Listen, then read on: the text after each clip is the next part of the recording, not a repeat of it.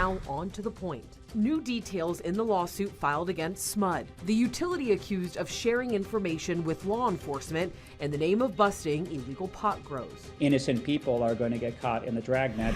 Twisted metal, scattered debris, and a lawsuit. 3 weeks after a deadly explosion ripped through Esparto, new details are coming to light. Redirecting $4 billion. Republicans urge the feds to reclaim money pulled from California's high-speed rail. What they want done with the cash instead. Rebuilding is happening in Los Angeles after January's devastating wildfires. But is it moving too fast? The concern about building codes. As always, thank you so much for joining us on To The Point. I'm Alex Bell, and we start with new details tonight in a lawsuit alleging a local utility is illegally sharing customer energy use data with law enforcement to bust illegal cannabis grow houses. ABC 10's Becca Hobbecker joins us live in studio with an update to a story that we first brought you back in 2022. Yeah, Alex, the Sacramento Municipal Utility District, SMUD, and Sacramento Police Department are named as defendants in a lawsuit filed nearly 3 years ago. Since then, attorneys have been gathering evidence, nearly 2,000 pages of it, which they filed and made public on Friday. The Sacramento Police Department every 3 months sends a request to SMUD that says, we want you to give us a list of all of the homes in the city of Sacramento that are using more than 2,800 kilowatt hours in the month. Then they winnow that to people who supposedly have a suspicious pattern of electricity usage. This is every 3 months. It is going on right now. Adam Schwartz is the privacy litigation director of the Electronic Frontier Foundation, which describes itself as the leading nonprofit organization defending civil liberties in the digital world. He's one of the attorneys on this case, filed in September of 2022 on behalf of 2 SMUD customers and a group called the Asian American Liberation Network against SMUD, the city of Sacramento, and SacPD. I was surprised by the scale of this program. He says SacPD has been doing this for a decade now in search of illegal cannabis grow houses, which use a lot of electricity. It is a dragnet surveillance program of home electricity usage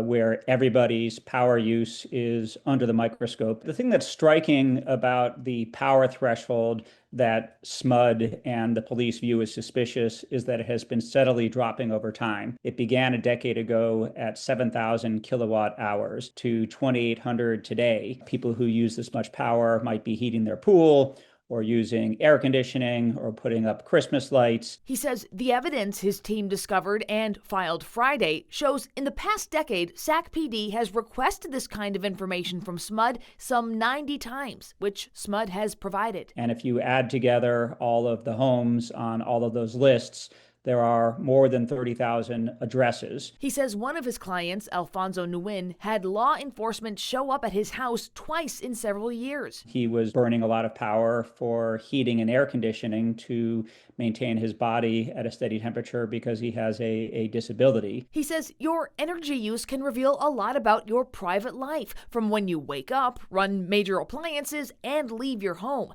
He says that data is subject to federal and state privacy laws and should not be shared with law enforcement in such a broad way. The sequence should be first, the police have suspicion of a particular person, and then there is a search of their sensitive power data, as opposed to first you do a dragnet search of everybody's sensitive data in order to develop suspicion of one person. I reached out to SMUD, the Sacramento Police Department, and City of Sacramento. The city and PD declined to comment, citing pending litigation. SMUD sent ABC 10 this statement, saying SMUD has robust policies and procedures in place to protect our customers' meter usage data. We're required by law to provide electricity usage data to law enforcement in accordance with their investigations. A judge is set to hear the case in October. Schwartz hopes the judge will order SMUD to stop this practice. I asked the Sacramento Police Department specifically if they can tell how many illegal cannabis grows they have busted as a result of this information from SMUD. They didn't have that information readily available and directed me to file a public records request. Alex? All right, Becca, thank you for that. Well, we have an update to a story that we brought to you yesterday about InNOut Burger moving their headquarters to Tennessee. We're now hearing back from the company, but a quick recap if you missed the story. In a recent podcast, the company's CEO, Lindsay Snyder, said that she plans to move her family to Franklin, Tennessee and build an office there. Her announcement had many people, including California politicians, divided on the issue, as you can imagine.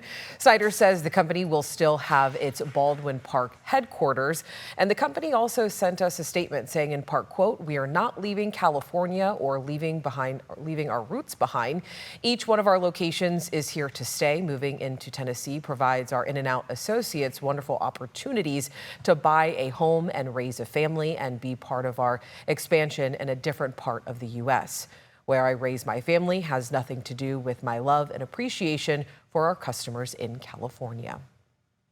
Well, today marks 3 weeks since the Esparto fireworks explosion left 7 people dead and rocked an entire community. Tonight, the California State Fire Marshal is sharing where they are with this investigation after suspending all licenses of the 2 pyrotechnic companies involved in all of this. ABC 10's Roxanne Elias has more from the scene of the fireworks warehouse for us tonight.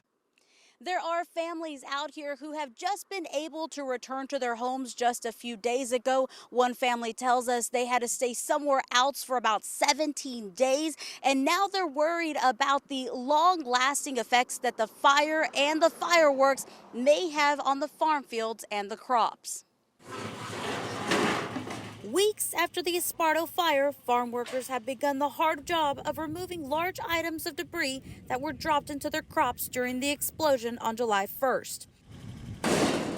On Tuesday, this was a pile of twisted metal dragged out of an almond field across from where it all happened. At the same time, Esparto residents showing up at the Yolo County Board of Supervisors meeting to express their concerns. I'm concerned about, I know you guys had a huge discussion about the explosion last week, how deep it really goes. I dare not speak against what may be going on in Yolo County, but it's concerning to have ammunition, explosives, and to have no one accountable for it.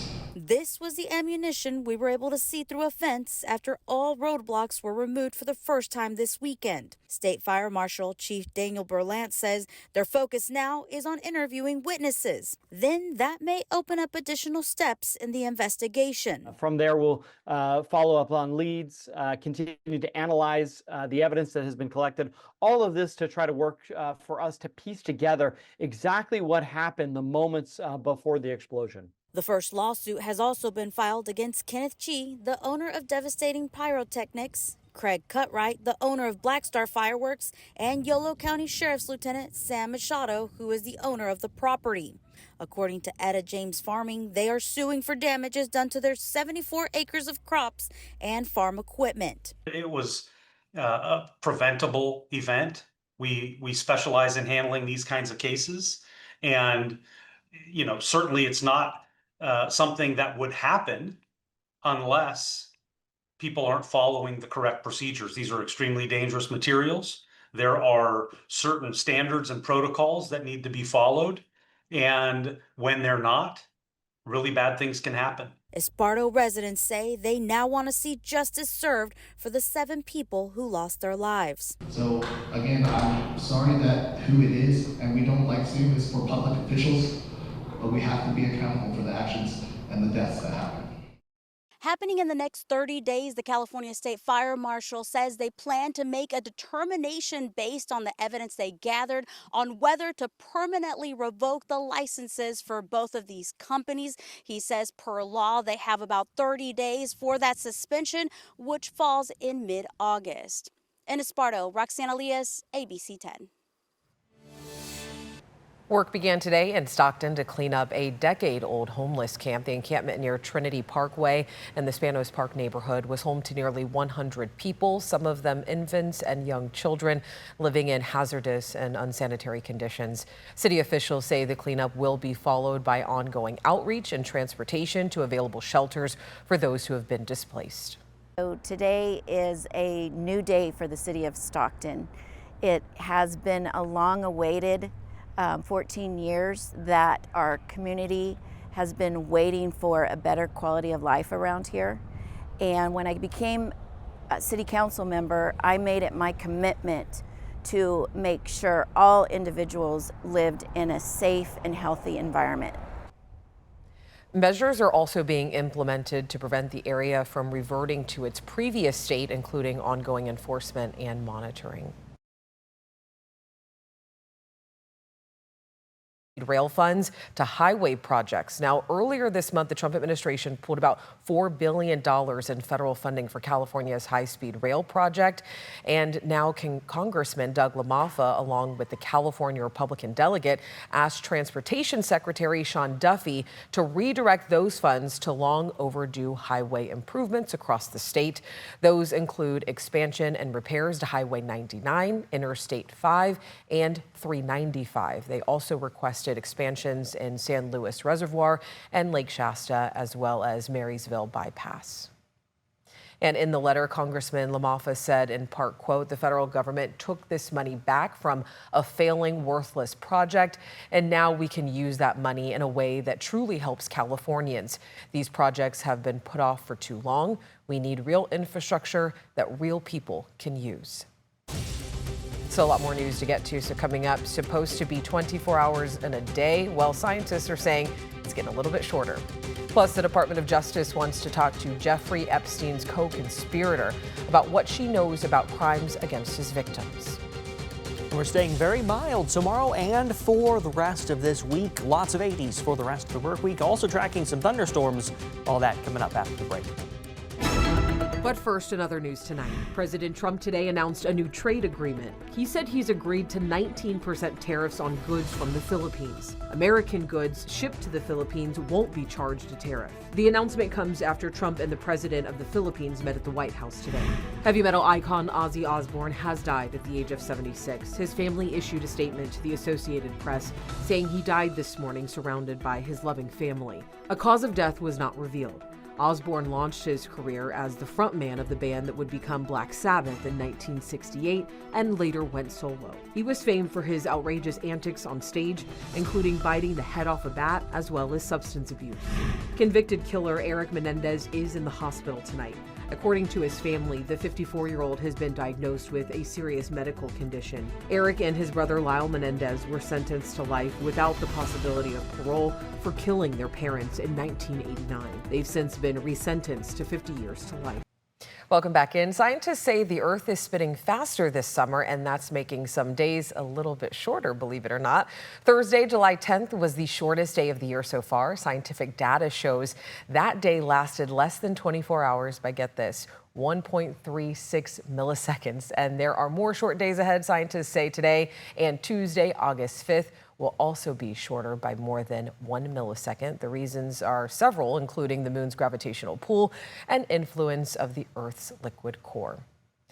That being said, let's get things over to meteorologist Brendan Minchef with a look at your forecast for tonight. Yeah, so if you're feeling a little extra tired, you know why. It's because you lost that millisecond of sleep, and you'll lose another millisecond on August 5th. So, man, times are tough. 80 in Sacramento is what we made it to. Today, 81 in Stockton, 82 in Modesto, 84 Marysville and Orville. It was basically 70 all afternoon long, and we hit 80 degrees for maybe 10-15 minutes there this afternoon. That was just enough to top us out at 80, but that's still about 15 degrees cooler than normal across the valley. We've had just one triple-digit day this month.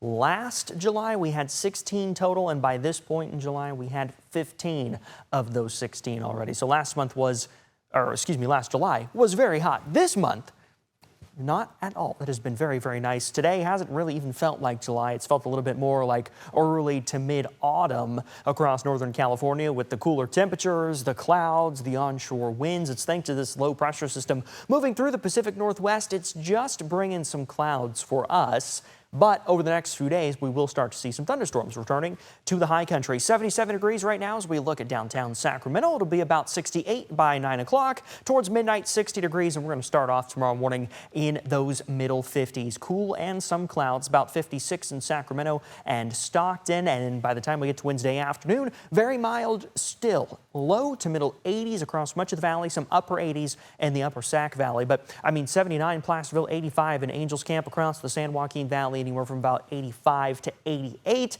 And across the Sacramento Metro, similar temperatures, about 83 to 86. So some very nice weather is just around the corner. I mean, it's here and it will continue to be around the corner. But one of the things that we are watching for, like I said, some thunderstorms in the high country. Tomorrow should be pretty far south of Tahoe, a little closer to Yosemite along 395. But once we get to Thursday, we're going to start to see some more widespread storms a little closer to Tahoe. And that is going to introduce some higher fire danger due to the potential for dry lightning. So that's something we're watching tomorrow through Friday. But high pressure stays well to the west, or well to our east, and that means here on the west coast, our temperature is going to be very nice, low to mid 80s. And yeah, we get back towards normal July temperatures next week, but nothing to complain about these next 10 days, Alex. All right, Brendan, thank you. Right after the break, the race is on to rebuild thousands of homes and properties destroyed in the Los Angeles wildfires. But at what cost? A law designed to fast-track housing in California could be colliding with a long-running effort to fight threats from climate change. And now environmental groups are demanding changes before it takes effect later this year. Monica Madden has a closer look for us. Building new housing is a priority across the state, especially in fire-ravaged areas of Southern California. But now a growing number of environmental groups say they want to make sure that future construction isn't putting communities at risk from climate change. They're pointing to a provision in a recently passed budget trailer bill, AB 306, which essentially freezes new residential building regulations for the next 6 years and bars cities and counties from adopting stricter codes. So whatever the levee is around the edge of Alameda, that's what's potentially going to protect it from sea level rise. David Lewis is executive director of the nonprofit Save the Bay. His group is concerned the bill will slow climate resiliency efforts, including upgrades meant to protect communities from flooding and other effects of sea level rise. We need building standards to keep up with known risks. And in the Bay Area, the risk of flooding is going to continue getting worse. So we need stronger building standards in flood risk areas to protect people and infrastructure.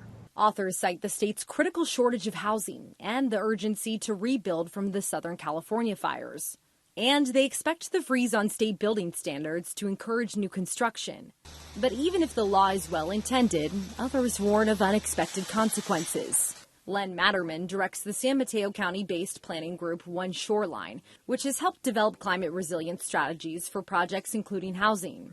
And so there's concerns about whether housing will come in that isn't resilient to climate change. Whatever the legislature was thinking, this bill has unintended consequences. It's going to prevent cities in the Bay Area from protecting their citizens and communities against increasing flood risk. Well, 6 months after January's massive wildfires across Los Angeles, another death is reported. Today, the county medical examiner announced the death toll has risen to 31. The update comes after a body was found in Altadena. No details were given on what led investigators to the discovery. In total, 19 people died in the Eaton fire and 12 in the Palisades fire. And wildfire season is now year-round here in California. ABC 10 created a special to prepare you for wildfires. We talked to survivors, hear from the Red Cross on what to pack in case of an evacuation. And also, you'll learn how firefighters are training in more populated areas. You can download the free ABC 10 Plus TV streaming app to watch California wildfires preparing for peak danger. Well, the showdown over the remaining Jeffrey Epstein files escalated today. House Speaker Mike Johnson abruptly shut down votes and sent lawmakers home early for recess. And Speaker Johnson accused Democrats of playing political games with their renewed push to release the documents. The move ends the session early, even as the Trump administration faces backlash for backing off a key campaign promise. Johnson called the renewed push a sideshow, but critics, including some Republicans, say the public deserves full transparency. Meanwhile, the Justice Department is preparing to meet with longtime Epstein associate Ghislaine Maxwell, and House Republicans are drafting a subpoena for her to testify before the committee. Maxwell is serving a 20-year prison sentence on sex trafficking and other charges. All right, after the break, details on a congressional rematch coming to the San Joaquin Valley in 2026. All right, before we go here, voters are still months away from the 2026 primary election, but we are already learning about a rematch in the San Joaquin Valley. Today, former Stockton Mayor, Republican Kevin Lincoln, announced that he will run for Congress once again against Democrat Josh Harder for the District 9 seat. Lincoln lost to Harder in 2024 by just over 9,000 votes. The district hasn't elected a Republican to Congress since 1953. As always, thank you so much for watching and for always inviting us into your home. If you have something that you think me and the team should be looking into, you already know you can always email us at tothepoint@abc10.com. And I know we cover a lot of ground here, so if you want to check out any of our stories or rewatch any of the shows that you might have missed, you can always download our free ABC 10 Plus TV streaming app straight to your TV.